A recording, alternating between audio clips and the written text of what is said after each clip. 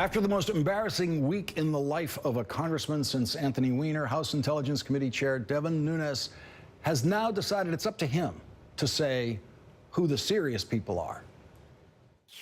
We're beginning to figure out who's actually serious about doing an investigation, because it appears like the Democrats are not very serious about this investigation. We're always going to keep the committee bipartisan, but at the end of the day, we're going to do an investigation with or without them. Some legal observers are now saying that DEVIN NUNES could be the subject of an investigation himself for something he said last week.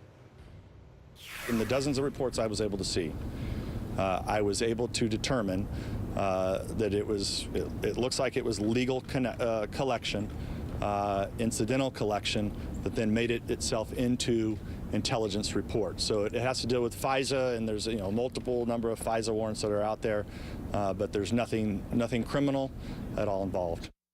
Simply by mentioning the existence of FISA warrants, DEVIN NUNES may have disclosed classified information, breaching an Intelligence Committee rule that states the Committee on Ethics shall investigate any unauthorized disclosure of intelligence or intelligence-related information. One national security lawyer told the Daily Beast's Tim Mack, quote, "In my humble opinion, yes, NUNES disclosed classified information that day. The existence or non-existence of a FISA warrant is a classified fact." A spokesperson for Congressman NUNES said the chairman did not reveal any of the specific details of the information, such as the target of the collection, and did not reveal classified information. Joining us now, Tim Mack, senior correspondent for the Daily Beast. Ned Price, former senior director and spokesperson for the National Security Council. Also with us, Mika Ouyang. She's a former House Intelligence Committee staffer and the vice president of the National Security Program at Third Way. Tim Mack, first to this legal question, what did you dig up on whether or not DEVIN NUNES crossed a legal line? So the House rules state that that if there is an allegation by as few as a single member of Congress, that the House Ethics Committee shall investigate the issue, that they shall launch some sort of inquiry as to whether the rules were broken. This is really different from other House ethics issues. If there are campaign finance issues, or there are other situations where people have been suspected of breaking House rules, there's usually a committee vote, and it gets more complicated. But the rules are very specific when it comes to classified information, and it means that there is a mandatory command shall investigate this issue. And it looks like it's very possible that such an investigation has already begun, given the low bar to start such an investigation. Mika, when you worked on the committee, you were subject to those same kinds of rules. What is your understanding of the rule, and what do you see when you listen to the chairman speaking in the White House driveway there? I mean, these kinds of investigations are very rare because usually members are very careful about not revealing classified information, which is what was so unusual about the chairman's statement there in front of the White House. Usually you don't talk about these things. You talk about them behind closed doors. Ned Price, I just want to, there's a point in your resume that's pretty unusual. You quit at the CIA because of the election of Donald Trump. Could you just talk about that for a moment? Sure, Lawrence. This was a decision I came to very reluctantly over the course of several months, having seen President Trump, now President Trump, as Republican nominee, call the intelligence community liars, casually cast aside their high-confidence judgment that Russia was responsible for meddling in our election, calling them Nazis as the president-elect, and then as president on his first day in office, paying a highly disrespectful visit to Langley, where he stood in front of the most solemn memorial in all of CIA headquarters and talked about the size of the crowd at his inauguration the previous day. It was really the culmination of a series of data points, Lawrence, that led me to conclude that I could not in good faith serve this president as an intelligence professional. Tell us what you're seeing in this DEVIN NUNES story, including all those details about how he got access to the White House, who would have given him access, why is the White House covering up who gave him access to the White House, and why the White House at all? Why would the White House grounds be involved at all in this story?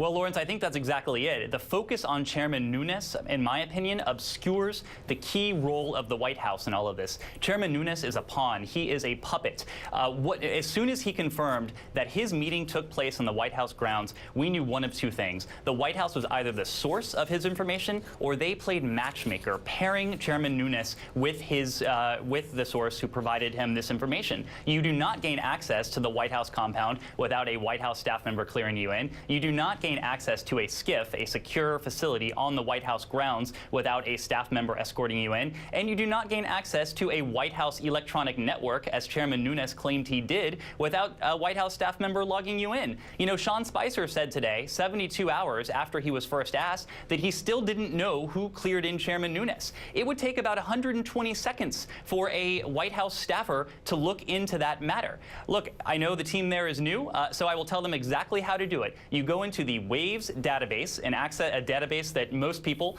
at the White House have access to. Type in Nunes, N-U-N-E-S, and it will show you exactly who cleared him in. And if it's not in there, that means his name was purged, which I think, Lawrence, raises even more serious questions about what exactly happened. And Tim Mack, previous White Houses have actually had these logs of visitors made public on a regular basis. It wasn't really a mystery about who was visiting the White House when.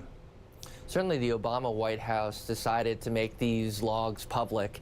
The Trump administration has not made a determination, or at least is stalling on making a decision on whether to do so. When asked, White House spokesman Sean Spicer has said they're still trying to figure out exactly how that's going to be done. If you go to the White House website right now and try to look at the visitor log, it's empty. There's nothing there.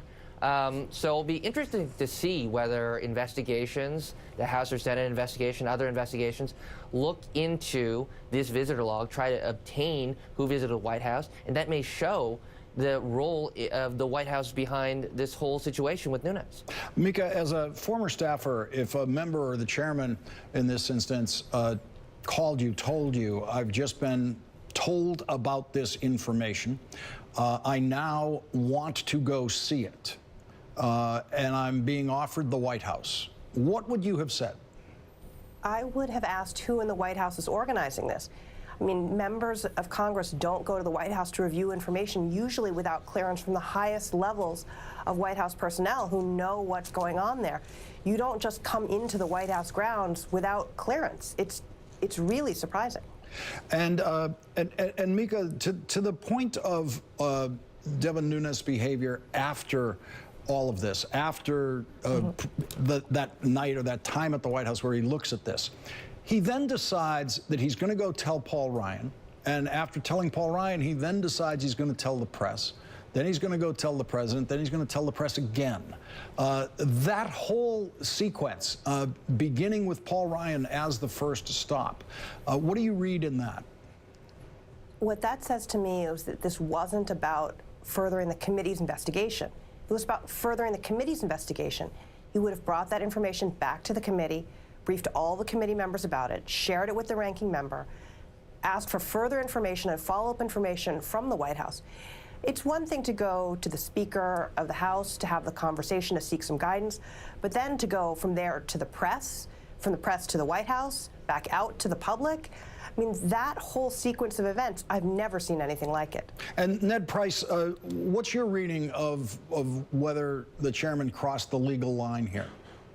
Well, Lawrence, as you played, he certainly referred to the existence of FISA warrants. Anyone who has worked in the world of intelligence, whether on Capitol Hill or at Langley or anywhere in between, will know that FISA intercepts are the most sensitive form of signals intelligence out there. Not only is it marked top secret, but there are also handling caveats under that top secret marking. By revealing the existence of FISA warrants, in my opinion, Chairman Nunes certainly revealed classified information.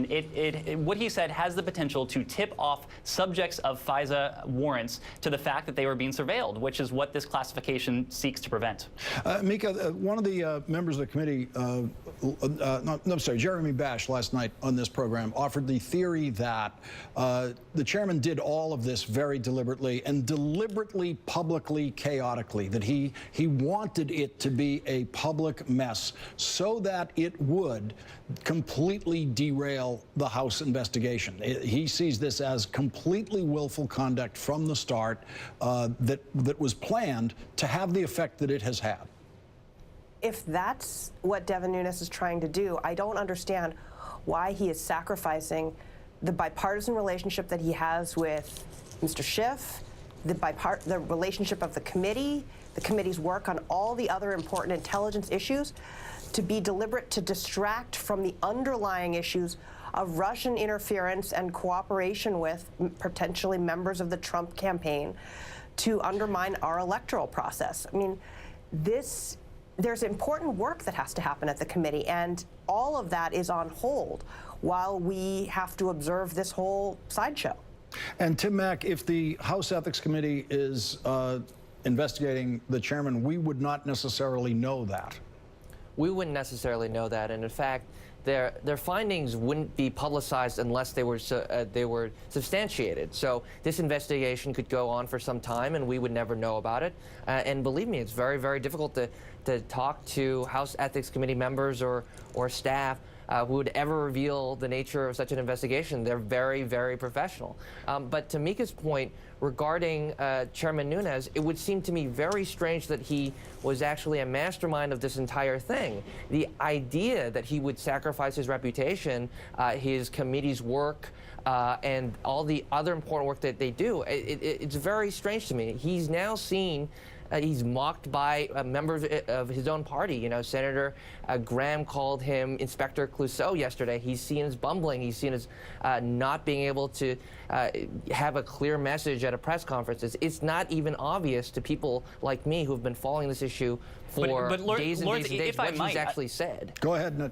If I might, it is undeniable that last Monday's hearing was such an unmitigated disaster for Republicans and for the Trump administration that it is certainly conceivable that the White House set up Chairman Nunes to do exactly what he has done, and that is to put the brakes on all committee proceedings. There has been absolutely no business done in the committee. There has been nothing in public. There has been nothing in private. And for the past week, all we have discussed is this, Chairman Nunes' antics. So in a way, Chairman Nunes and I think working with the White House were quite successful if that was their goal. I'm not sure they imagined they'd be even this successful, though. Well, there's always the Senate Intelligence Committee, and so far, it's working. Tim Mack, Ned Price, Mika Ouyang, thank you all for joining us tonight. Really appreciate it. Thank you.